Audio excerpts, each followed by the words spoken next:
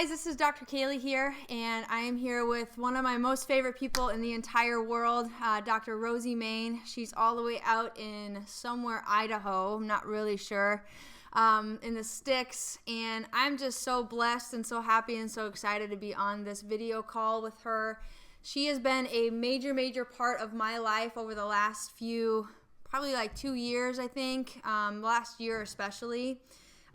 In just growing my faith and sticking to that and being a huge mentor for me in my practice and with my patients and with my own health as well. So I wanted to welcome her. I know she's here. She's taking time out, and we just want to really, the purpose of this whole talk is to ultimately to glorify God and to show people how to do that on a daily basis. And we really want to show people how to do that with their bodies and with their health, because so often we get so stuck in the ruts of what the church says to do, and we go through these motions and get legalistic, and that's the last thing that we want to do is be legalistic. But we really want to show and share how easy it is to use our bodies as a vessel that God has given us, and as a ship, and as that thing that is used to pursue our calling and pursue our purpose in life. So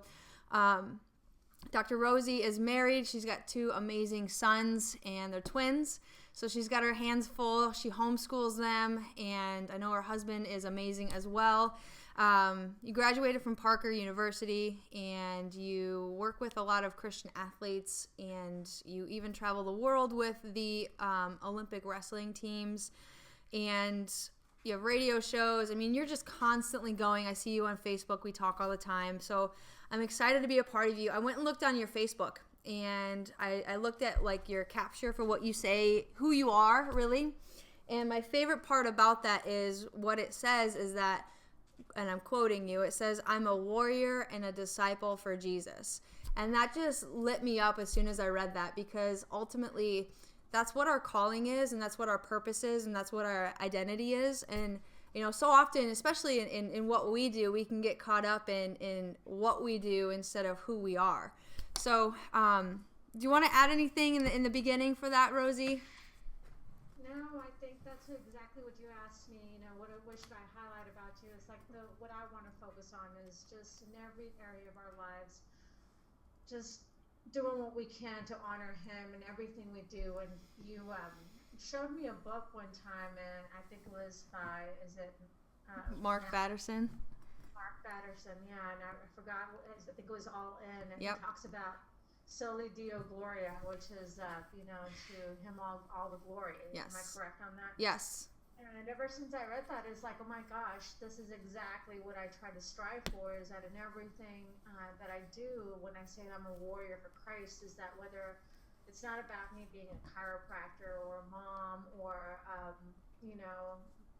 friend, mainly in everything I do. I know that linearly we always talk about, God first, then family, then the chiropractic, or your business, your mission, whatever it is.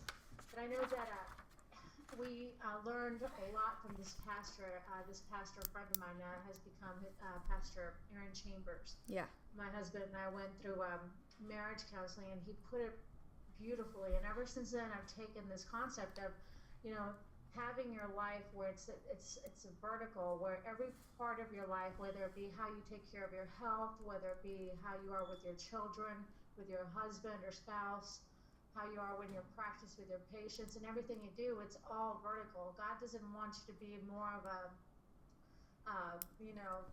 follower for him than he does more of a mom, or 100% with your spouse or with your patients. He wants you to be 100% in all areas of your life and being present. And it's called Kairos time, where you're present. It's a time that is a God time, and again, it's not a linear time. It's a vertical. It's in his time. So in his time, you're present in everything you do. So whether you're cooking for your family, or whether you're playing with your kids, or adjusting patients, or whether you're working out, you're 100% in his time. And that present time consciousness is something we learned through chiropractic at Parker. Dr. Jim Parker taught us is present time consciousness, being 100% focused in where you're at, and doing it mainly to honor him, because it's all about just being Jesus with skin on, being him through your presence, and that people can see something different about you that they want to they want to grasp onto. And so my hope with everything I do is just doing it for him. You called it Kairos time, and I can't help but think about that vertical, not linear but vertical arrangement, and one thing that we teach in chiropractic is the principle of ADIO.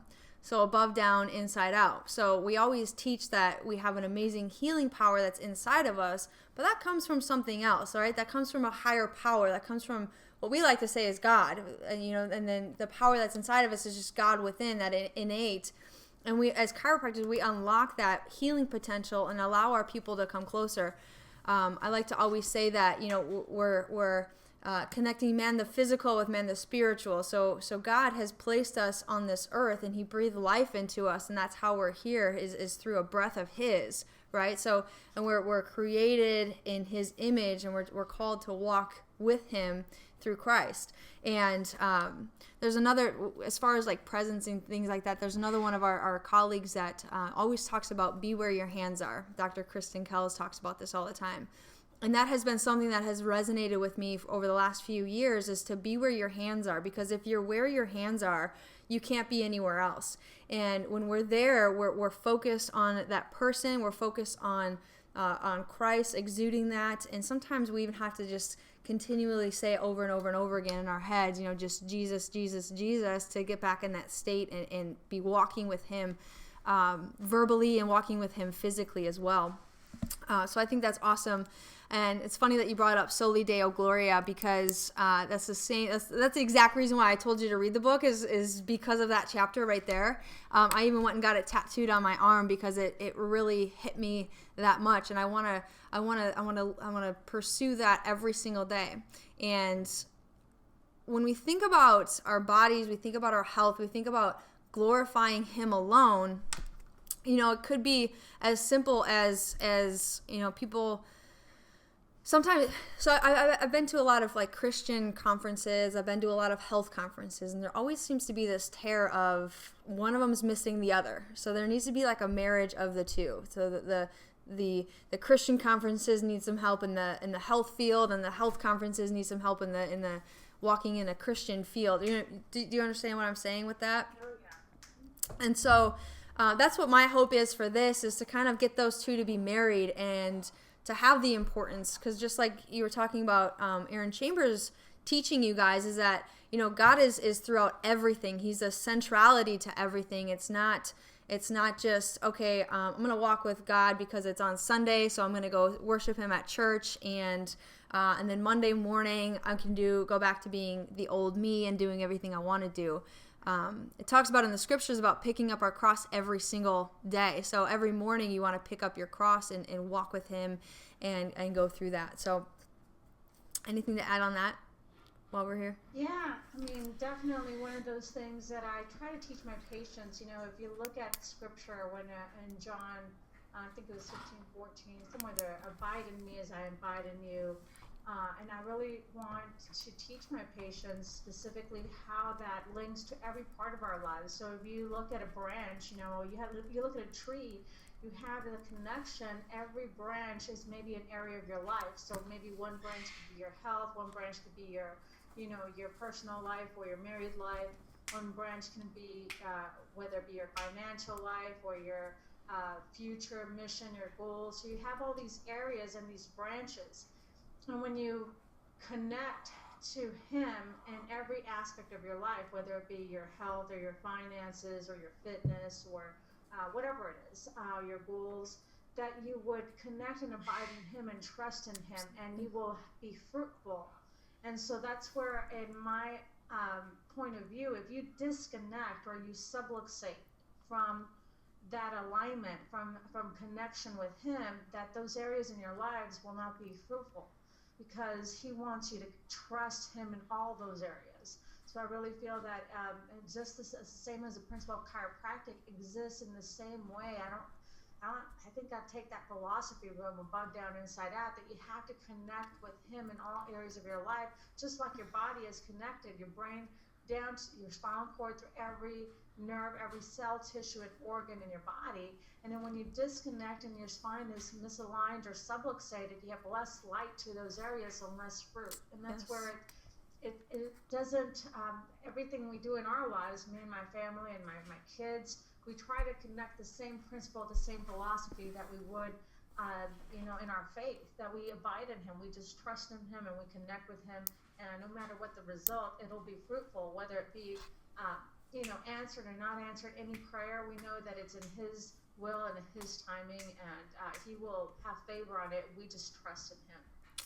Yeah, that's so good. Good stuff right there. I was listening to a podcast, or I was watching something this week, and it was talking about the vine being connected to the tree, and without that, like, we can't grow the fruit, right? So without being connected, we miss the growth of the fruit. So, and then it was going into how we all have a calling, we all have a purpose, but we have to abide in him in order to receive that calling and that purpose, because without him, we're just wandering astray and listening to the people of the world and going by that rather than going by what God has actually called us to do, and that's to ultimately glorify him through everything that we do. And our calling is what comes from him. So in order to have a calling, you have to have a caller, is what they were talking about. And I think that's just so powerful. And we live in this digital world where we can get on Instagram and we can get on Facebook and we can see everybody else's lives and we can see what they're doing. And oftentimes we judge somebody else's end, right? We judge their end place by, and we wish to be there, but we don't see what happens in the background and what it took to get to that place. And that is one thing. I just want to go ahead. That's one thing. In like even my social media, I'll post the good, the bad, and the ugly. Yes. And yes. Transparency, because we seem to want to just see those people, those highlight reels per se that Pastor Stephen Burdick talks about, where we judge ourselves by those highlight reels. But when we see the struggle, when we see people struggling, I know that here recently with my sister and the caring for her, she's been it's been a very difficult part of my life, amongst many other places. But I've stuck with the same principle. I'm going to stick with this branch. I'm gonna trust in you, God. You're going to have your way with it. And it's beautiful how maybe it's not in your timing, but in Cairo's time, in his timing, he's answered why he needs me to go through this, or what am I going to learn from this? What's the opportunity for this? And so just trusting and abiding and knowing that he has a bigger opportunity with the situation. And so whether it be a good thing or a bad thing, just trust and know and abide and continue to connect and do not subluxate from him.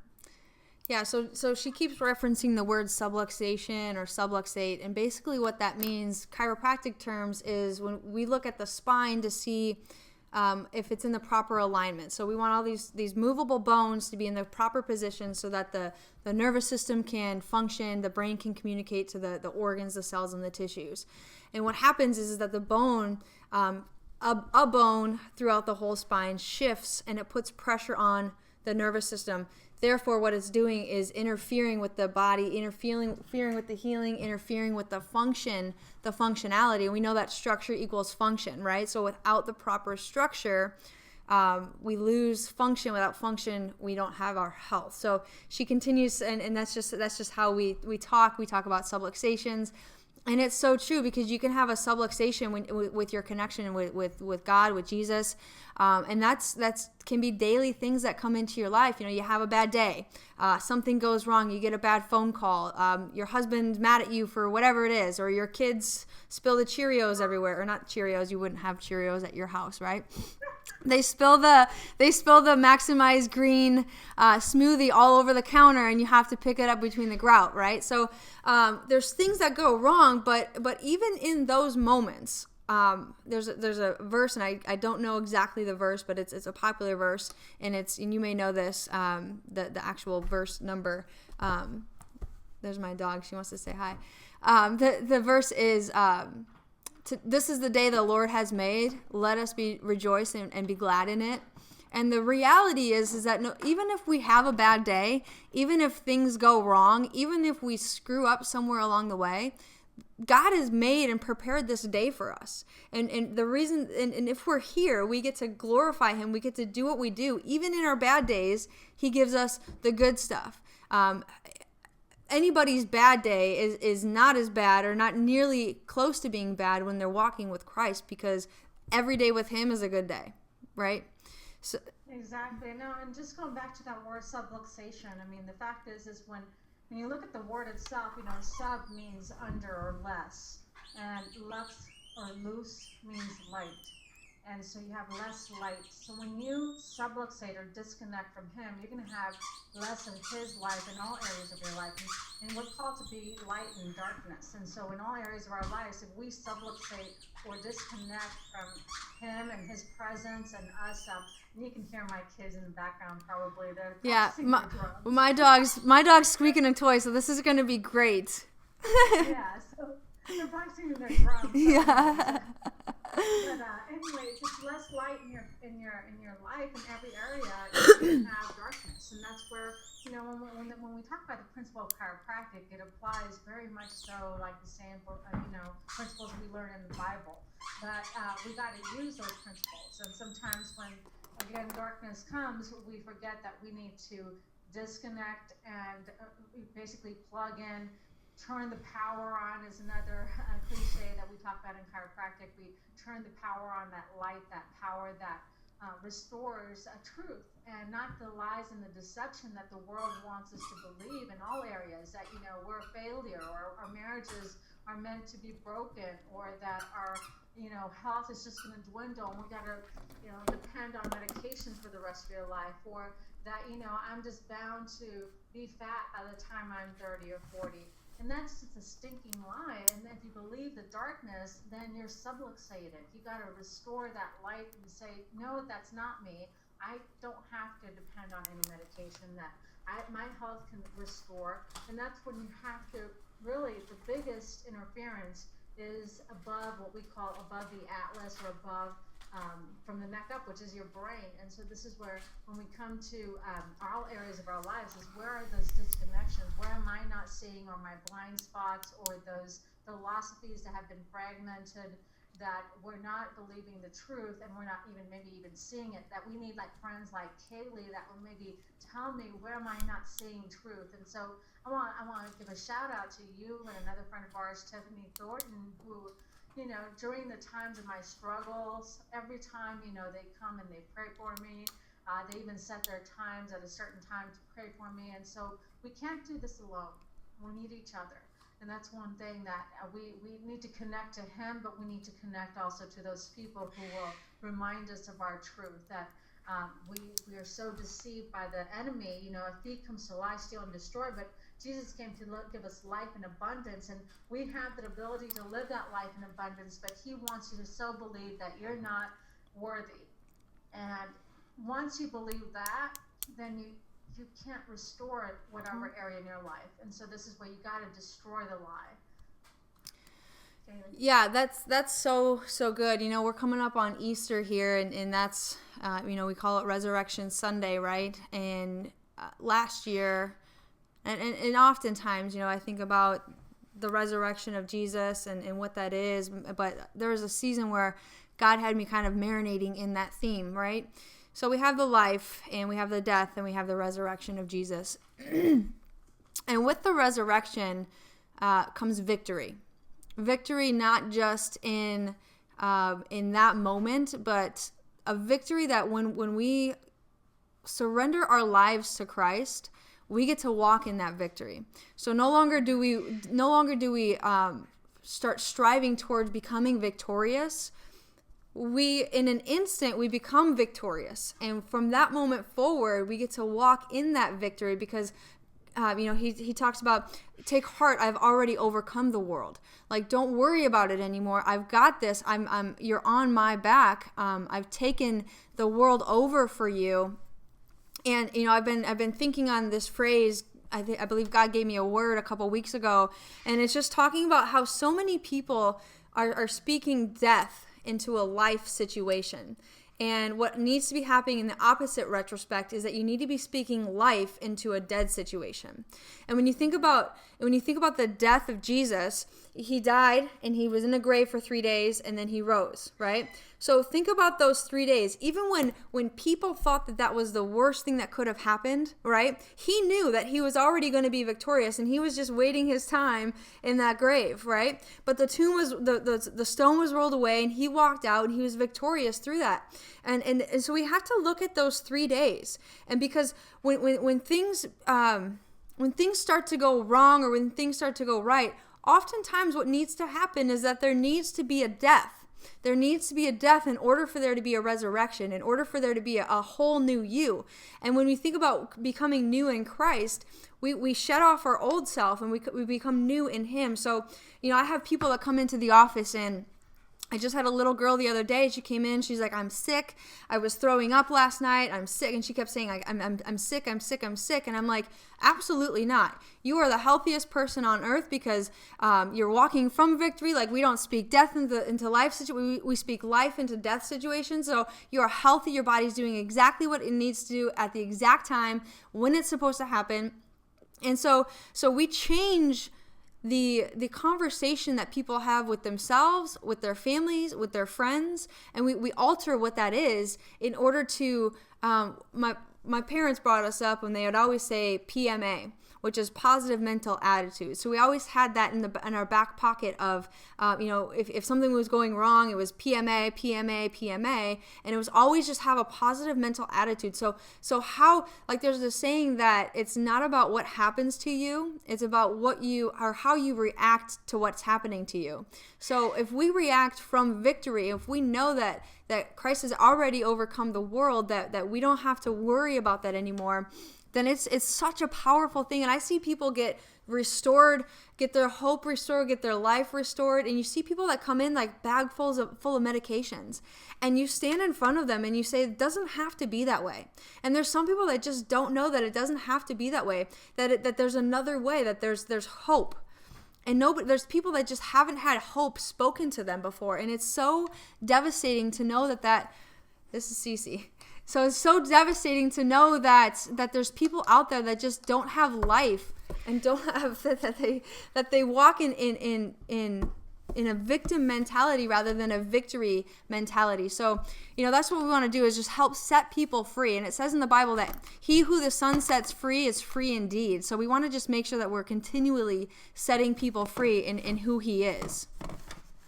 Yeah, and basically, it goes back to the principle of the Bible again, is as man thinketh, so he is. And so if you believe the lie, I know many times, like you have people walk into your office, have been told that they have 3 months to live, and I'm like, who gives them the right to already destroy your hope? The only person that knows how many days, how many months, how many seconds you have is the one above. And so when people lose that hope, they start to believe the lie. And that's where our job with, like even the 5 essentials with Maximize Living, what we teach, it's that number one interference is that mindset where we believe the lie. And we also respond to these words, whether it be been said to us or even stress that comes at us. We respond to it instead of just having the Aikido approach, which is you get away from the stress or from the lie, and it's kind of like, Satan, get away from me, and so you don't respond to whatever just got told to you.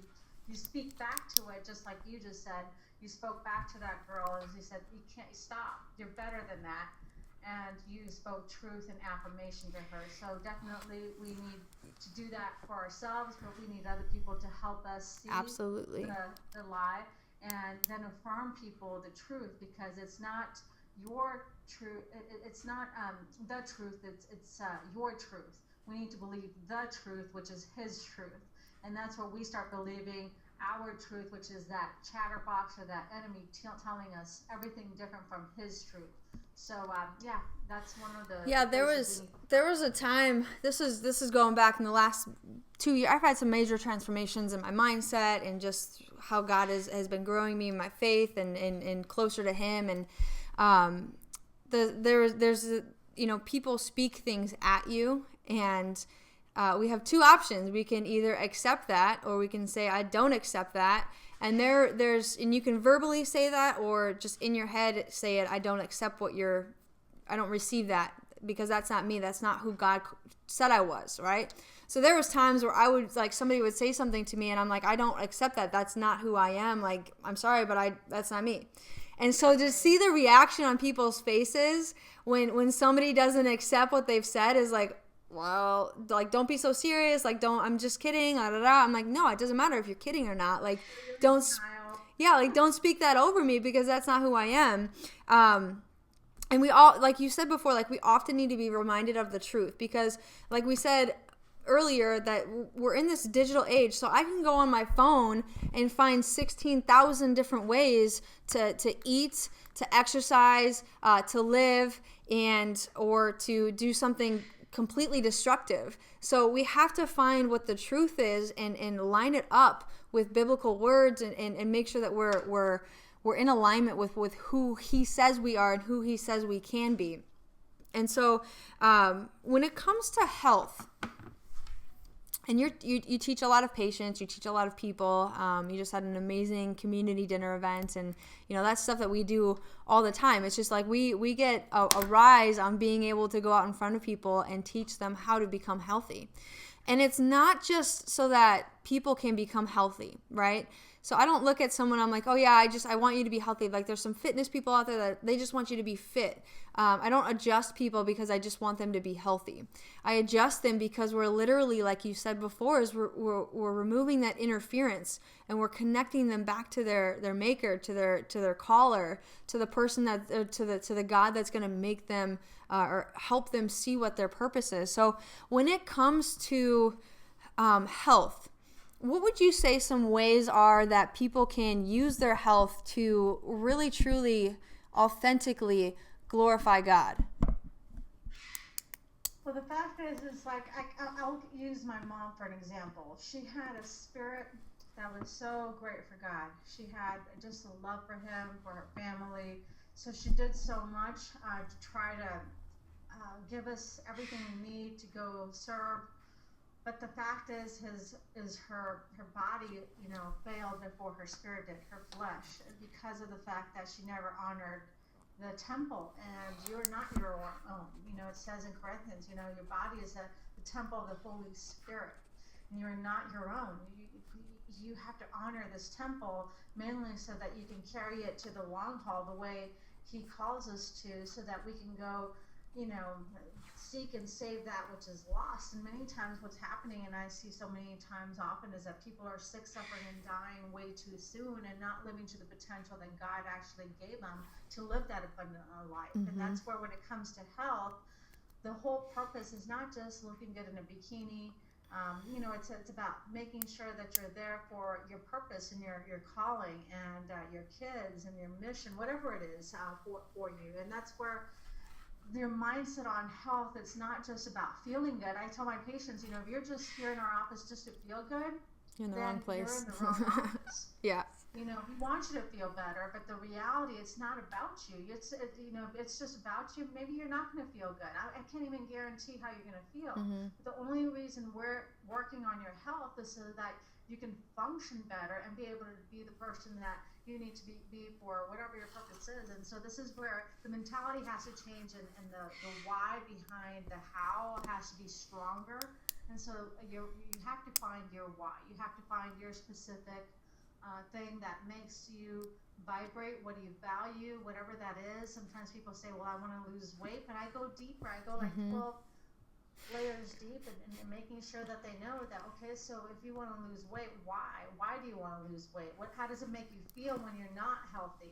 If you don't feel good, then how can you function, or how can you actually go do the things you wanted to do, and how does that make you feel? So you have to keep digging into why specifically you want to be healthy, and then write that down, write that vision, and just continue to anchor to it, because that's the thing, we lose focus sometimes because we're not anchored to our big why. And it's so easy to get thrown off of that too, because as soon as you anchor in to what your purpose is and what your big why is, there's going to be people around you that are chirping in your ears that say, well, why don't you, like I had a patient come in this morning and she's been, maybe it was last night, but she's been on this, we just did a 21-day challenge with people, and we had there's 47 people that weighed back out. We still have some more that are going, but within those 47 people, there's 322 pounds that have been lost in 21 days. And that is just incredible. And we never want to make it about the weight, because it's not about the weight. But the thing is that when you do have extra weight, there's toxins and there's unhealthy tissue being replicated and restored and things like that. So we want to make sure that we're getting you healthy. But what she had to say was that, I'd go to work and we'd go out to lunch and I would pick the healthy option, and people would almost get mad at me for not eating the way that they ate.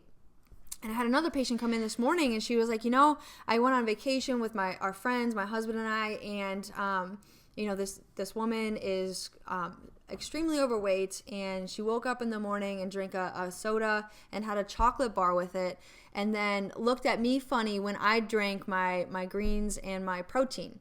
And so our world is just so warped and so backwards. And I always say, if you tell a lie long enough and strong enough to enough people, it eventually becomes the truth. So we have to continue to anchor in what the actual truths are. Like you say, Jesus says, I'm the way, the truth, and the light. So we have to follow him, follow his ways, find his truth, and shed his light, because in that moment there's no going wrong from there. Like you can't go off focus with that. And he will prune those areas or those people out of your life. I mean, yeah. The reality is, if you connect to him, he'll disconnect the other parts that are not incongruent or in alignment per se, with what he has for you. So it's just something you have to stick and abide to, and trust that those people who leave you will probably be the ones that he has pruned from your life, and you accept it. And it's okay. People come in for a season, and that's totally okay. And they're there for a reason. They're there for a purpose. And we have to just be okay with what he has planned for us, and not try to continue to still do that on our own and figure that out, and force relationships and force friendships that are extremely incongruent with what he wants for us, because we're always shifting, and he's always reshaping us and changing our ways and our life. And so we want to just continue to move forward with that. When in your life did health become a priority for you? Kaylee, ever since I was little, I was called, and Hispanics kind of do this, I don't know, for love, but they love, the culture loves plump baby. And my mom was diabetic. That's how she died prematurely, but she was diagnosed diabetes when she was pregnant with me, and so I was a diabetic baby. It's adorable. So anyways, being a diabetic baby, I was 10 pounds when I was a baby, and so all my childhood, of course, grew up chunky, and so they called it gorda, and they used to call me Me Rosalinda, Latina. And so anyways, long story short, it was one of those things that, I always felt like, the oddball, because I wasn't good enough with sports, I wasn't good enough, I was chunky, and so, but it wasn't until actually my mom started to get sick. In front of our eyes, we were watching her just crumble, and I remember when I was a teenager having to, by the age of 9, actually, I was already giving her insulin, and, I think that those little memories is what really started to hit me in the circumstances of my life, and God uses those circumstances. And that's whenever, I believe it was as a teenager, graduating from high school is whenever I started going to college and decided to work at a fitness center. Before you know it, I become an aerobics instructor, lost a lot of weight, then I started to train. Would love to see some of those aerobics videos. I've seen you dance before. I still have what's it called? The little the headbands, the scrunchies, the scrunchies, 80s scrunchies. Anyways, I'm an aerobics instructor, then a trainer. I got my license, and then before you know it, I'm teaching yoga, teaching classes and training and a gym, and then competed. So it just kind of but I was doing all the wrong things. I mean, the reality, I didn't know how to eat right. I was just lifting heavy. I was a power lifter. Long story short, by the time I was in pre-med, going into chiropractic school, not chiropractic, medical CC, school. no. That summer, I was diagnosed with Crohn's, which is irritable bowel syndrome. And so I was thinking that I was healthy because I was eating right and exercising, doing all these right things, but yet I was losing weight from the Crohn's. No. And then that's whenever, I was going to get my dad came to pick me up from the hospital whenever they told me I was going to get surgery. I ended up back in South Texas. And from there, that's whenever my life really took a spin. My cousin came to visit me. She was working for a chiropractor at the time. And she goes, well, why don't you go check out my chiropractor I work for? And I'm like, Ellie, I don't have back pain. I have gut issues, and I need to go to Mexico where my dad was going to take me to go figure this out. And so I went to go talk to that chiropractor, and he's the one that taught me the principle of the Wow. nervous system, and took a picture Wow. of my spine, That's awesome. and sure enough, it was affecting my gut. But that's whenever, thank God for that situation, the whole going CC. into chiropractic school and really truly understanding what health is and where it comes from. That's how it happened. But it's just funny how God aligns every instance in your life, and you either take those opportunities. I could have just said no to my cousin, but she was that one person that kind of just grabbed me and said, no, you're coming this way. You haven't tried everything, and you're gonna start changing your life. And sure enough, that's where I am now. That's awesome. That's a good story. I've never actually heard that story, so that's cool to hear. I only see the results of where you're at. So, the opposite happened for me. I grew up getting adjusted the day that I was born, and we grew up, our medical doctor was our chiropractor uncle who would come over and adjust us if we ever started expressing symptoms. So I remember laying in my parents' bed, and he would come over and adjust me, and that's just what we did.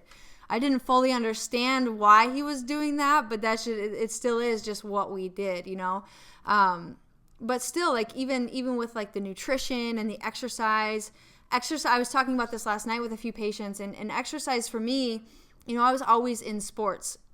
So I didn't know what exercise was. It was always just, I was a swimmer, I played softball, I played basketball, and I ran track, and that's just continually who I was. And then all of a sudden I had to figure out when I was in college at chiropractic school, okay, now you have to go work out because you're not in sports teams anymore. So things changed and shifted, and I had to learn what that was and what it meant to really do that.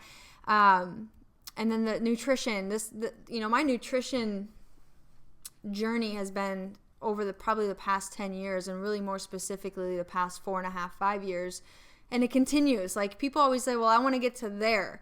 And it's well, that took me a really long stinking time to get to where I'm at today, and I still tweak things almost weekly and sometimes daily to make sure that I'm getting to where I want to be. And people are look at me oh, you're so disciplined, and you're so this and you're so that, and it's not. It's once you find out and learn something, you can't unlearn it, right? So you have to it just becomes a lifestyle, becomes a part of who you are, because you can't unlearn that. I can't. And I'm not perfect. I still, I have some cheat days and do that, all that stuff. But go ahead.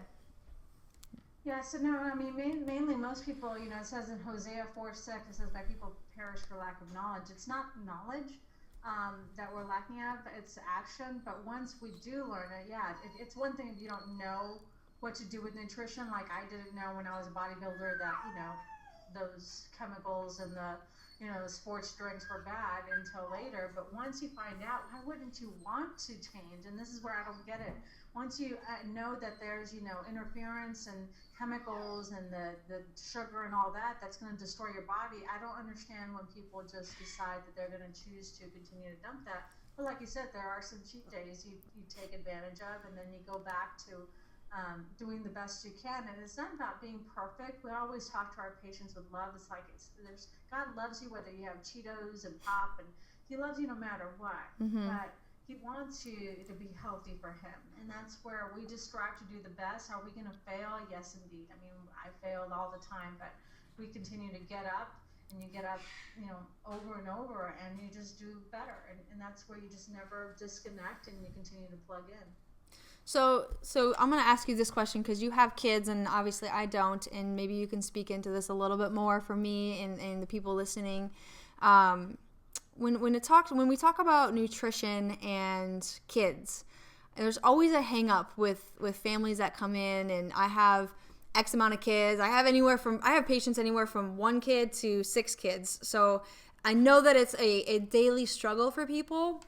And can you just speak? I'll break it right now. You can talk to them. yeah. Call them in from their drum session, and just I just want people to see how. Here she goes. She's gonna get it. So I just want people to see how important and how available food is, and it's amazing to see these guys because she posts pictures of them making smoothies, making their dinner, setting up their lunch for the week, and it's become a lifestyle for them, and it's something that they don't know differently.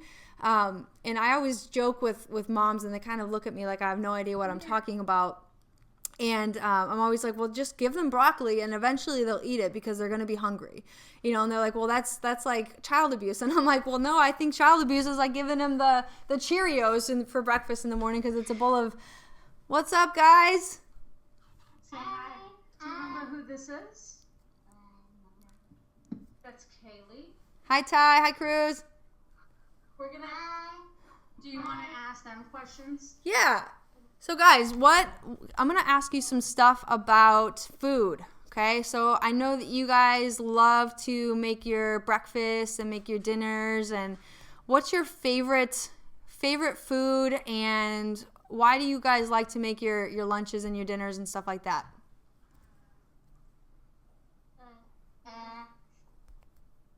What's your favorite food? What do we make you that you love? Smoothies. And what's in the smoothie? Whey protein. And what else? And coconut milk. Banana and hemp milk. Is that it? Well, why do you like it? I don't know, because it's healthy. And And you make it. I make it. And so, what else would you give Cece, no. suggestions for kids? Like, what are your favorite foods? No.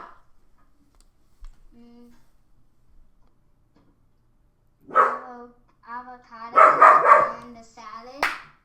You like avocado in a salad? Yeah. And so, what's in it? Cucumber. Cucumber. A lettuce. Cece, no. Celery. And is that it? Is that it? Okay. And so what? Avocado. Okay. And what treats do you like? What does Mama make that maybe some people don't have a lot of ideas of what to do for kids? What treats do you typically get? Like sometimes when you guys do good in your taekwondo or like your piano or whatever. Like today you did your exercises. What treats do you get to have?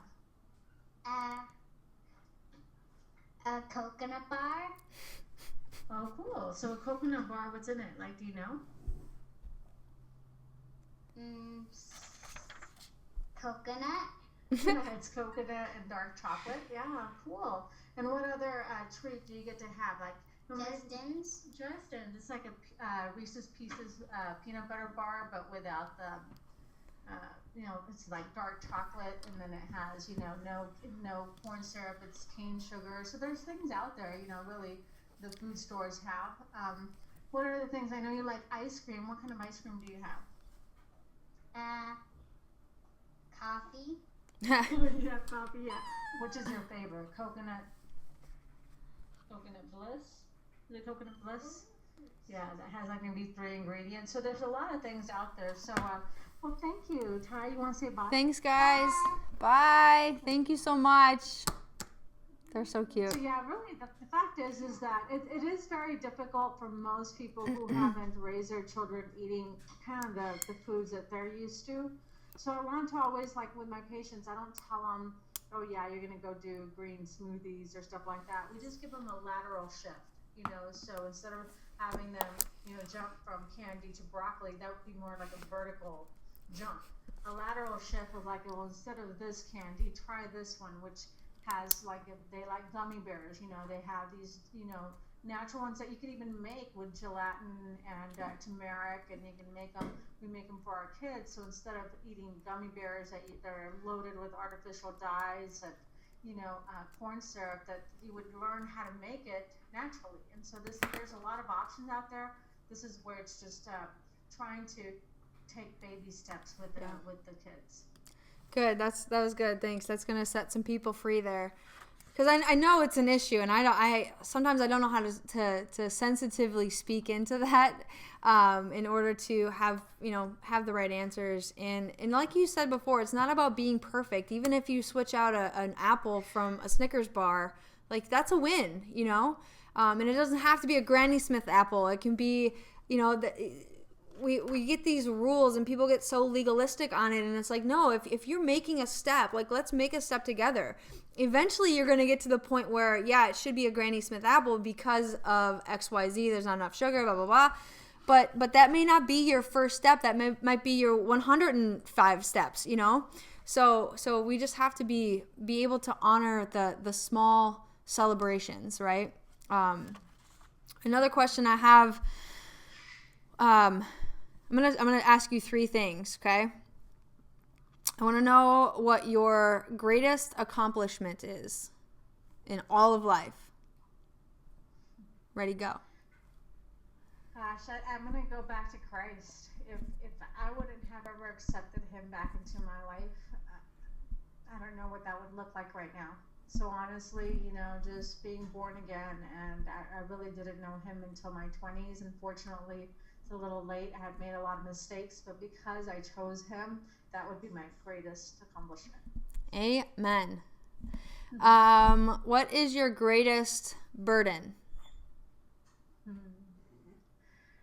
The feeling of not being enough. That still is that lie, that stinking lie, that it's my burden, because thinking that I still have to go do more when he's already done it for me, and he is enough. Yeah, so that walks back to that principle of we get to walk from victory, and I know that you and I have talked about this several times. I remember that when we were in the Dominican together, and that first day we went on the waterfall challenge, and so Rosie, can I share the story? She's gonna cry. She's a crier. So can I share the story?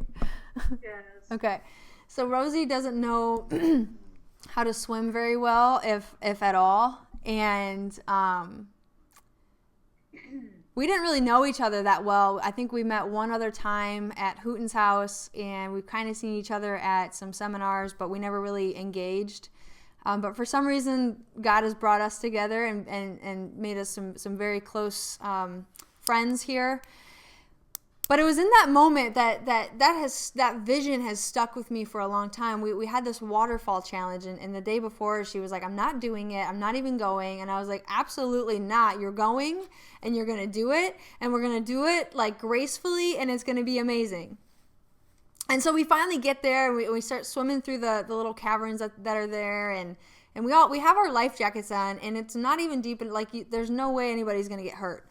And so there's a couple like deep dips that you have to kind of swim through, and the one time I'm thinking of is like when there was almost a mini panic attack, and you started to swim backwards, and I grabbed your life jacket and I was like, no way, you're coming with me, get going, don't stop, keep moving. And then you jumped off the waterfall at the end, and it was just to watch this scene of fear turn into a scene of victory, and just to have that mental picture in your head, and you can keep that in your head forever, because it's just another picture of we have fear, and Dr. Chris Pello talked about this at the last seminar, that on the other side of fear is nothing. Like we build up such a high wall of fear, and we get scared, and that paralyzes us. When we have fear in our lives, it paralyzes us from moving forward, from really diving into the purpose and the calling of what God is. I was listening to something. I'm always listening to something, so they all get jumbled in together. But I think it was Rebecca Lyons, and she just wrote a new book, and I'm going to get ready to read it. But I was watching one of her YouTube videos, and she talks about how our I wrote it down. Hang on a second. Let me go find it because it's powerful. This is good stuff. Our calling, it talks about our calling is when our talent and our burdens collide. So when you can meld those two together and you figure out what God has gifted you and what skills there are, and then what's that burden that's there, and how can you use those two things to go out and reach more people? So to not be enough, and even to get on here and to speak to people about how Christ is enough and how to walk through that, I think that's just so powerful, and that's going to just really release some people from some burdens that they may have.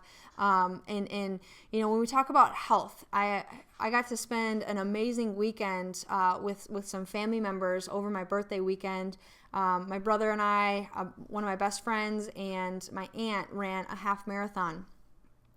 And so there's so many different stories that come from that, but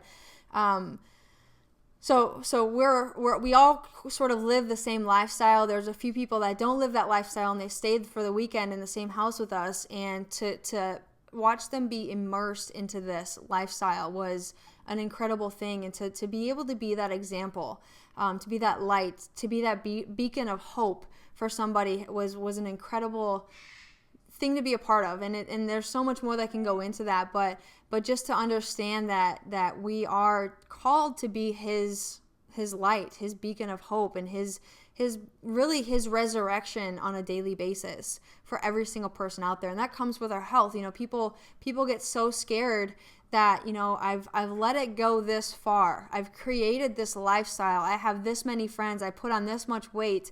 This is who I am. When we're here sitting here together and we're saying absolutely not, you need to reject that, because who you are is you are a child of God. You are made in his image. You are fearfully and wonderfully made. You're beautiful. You're a shining example of who Christ is, and you are worth it, and you deserve more.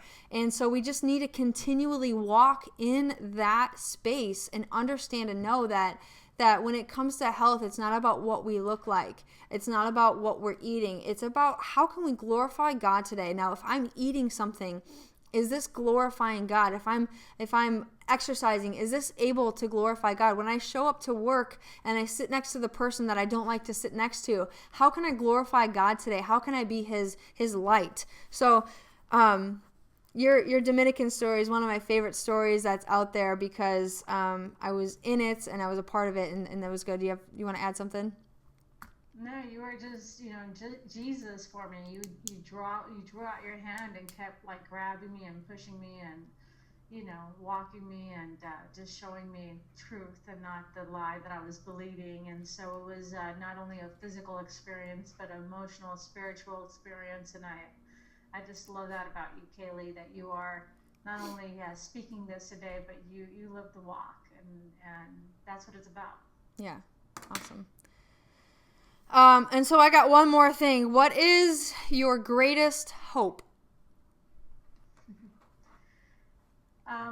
At this time is that those little boys that you met, those twins, that they follow him, that their spirits are guarded. I pray that God uses them to fulfill their destiny, and they're just that, they're his, that I give them to him, and that no matter what, that they choose him in everything that they do. I know that you don't have children right now, but when you do, you get this sense of like, wow, God, you've given me these blessings, but they're not mine, they're yours. I ask that you go use them and fulfill your, what you want them to accomplish, and not what the world,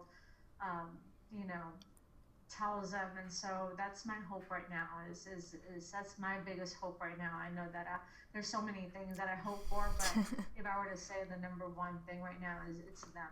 So how does that hope drive you when you're speaking to your patients and speaking to your community and speaking to the people on your radio shows and on Facebook and the things that you like, just how you emulate your life? How do those two boys drive you to do all that stuff? Because each person is somebody. And that's where I think that they were somebody's kid. They were somebody's, they belonged to somebody that also wanted that for them. And so that's where, when I speak into people, it's like, I don't know, who's next to you or how many kids you have, but I know that you matter and you matter to him. Yeah. And so even if they have nobody, that they belong to Jesus Christ. And if I can just do whatever I can to be light for them so that they can be light for others, that's what the purpose is. You're fulfilling your purpose by grabbing onto them just like you have onto my hand and not really knowing me. You chose to lift me up and not believe the lie. And that's how that same hope I have for my kids is what Jesus Christ has for us. That's awesome. Yeah, we have this saying in our office that we want to be able to be the ones that throw out the life-saving device, right? Like if somebody's drowning, you want to throw out the floating device that's going to save their life. And like I said before, like once you learn something, you can't unlearn it. So, when it comes to even developing and having, and I think it's a daily thing, and it's not just like, oh, I was saved and now I'm that's it, like I don't have to do anything else. And you really don't have to, but there's a relationship that you get to build on a daily basis, and there's things that you learn. You start reading the Bible and the words are different. You start exercising and it's different. I remember my friends and I, we do the plank challenges and stuff like that. I had some of the greatest revelations I feel like God has ever given me while I was sitting there in a 25-minute plank, and just sitting there in silence and like just being with him, And one thing I thought of when I was doing that was, if Jesus could hang on the cross from me, then I can do a 20-minute plank. Like he died for us. And if last year I went through and just read what he went through, like what his body physically had to go through, the sweating of blood and getting whipped and get the crown of thorns and just what happens when you're up on the cross. And I want to, it's Easter time, so I'll send you an article that's detailed about that, but that's a side note. But just thinking about that, like when we're working out or when we're having to go, when we're having to go and do something that we may not want to do, but we get to do it.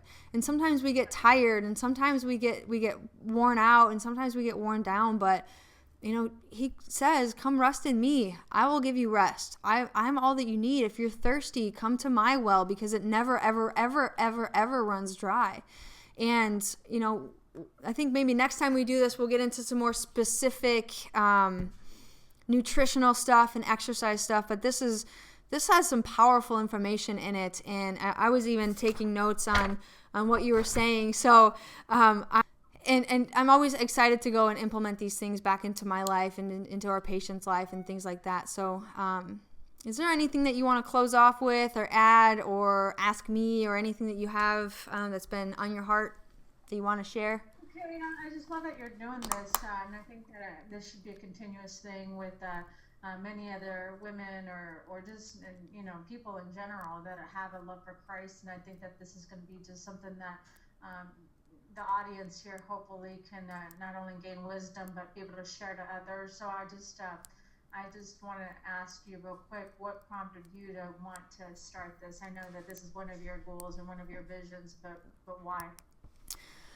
Oh man, that's a deep question. It's been over the last probably 5 months or so that I feel like God has really put this burden on my heart.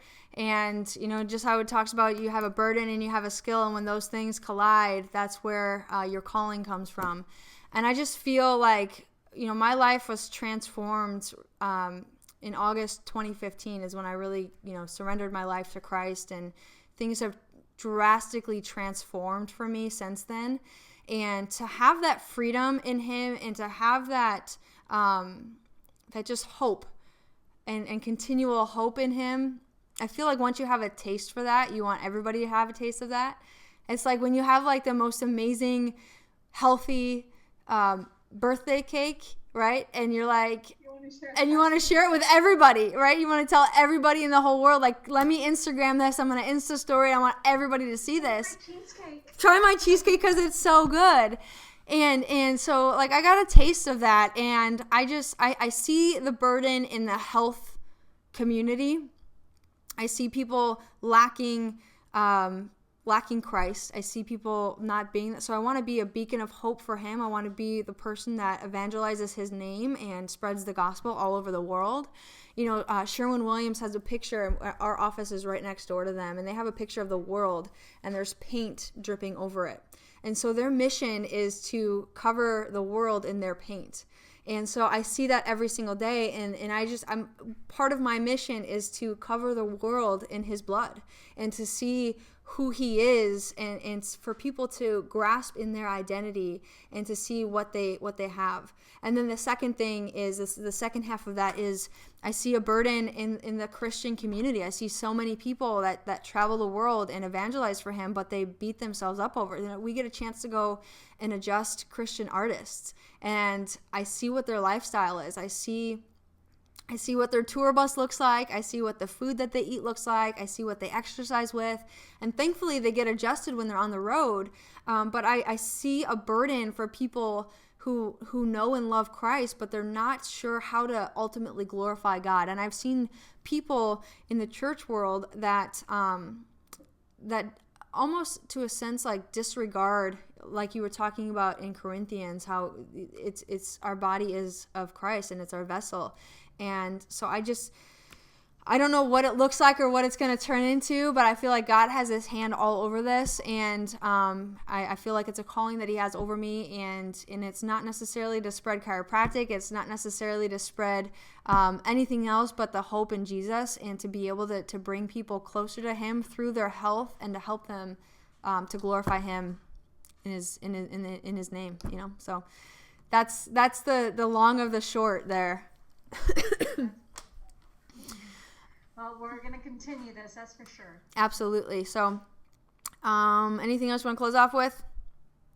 No, just I think we've covered enough, and I just want to pray for all of the listeners here. So, dear Lord, we're just so thankful for just your spirit just coming here and knowing that Kaylee just has a heart for you.